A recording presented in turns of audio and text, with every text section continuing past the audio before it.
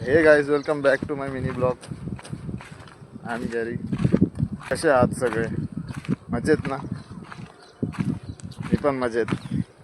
तर आज आम्ही आलो आहे बाहेर, सुट्टी आहे म्हणून. तर बघू शकता तुम्ही इकडे कसं आहे हे माहोल.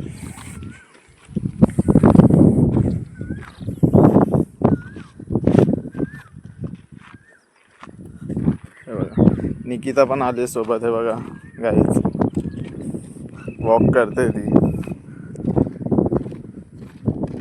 चिक्रोली करून गाव आहे इथे, जिथे आलो आम्ही. तिथे बरेच लोक येतात फिरायला.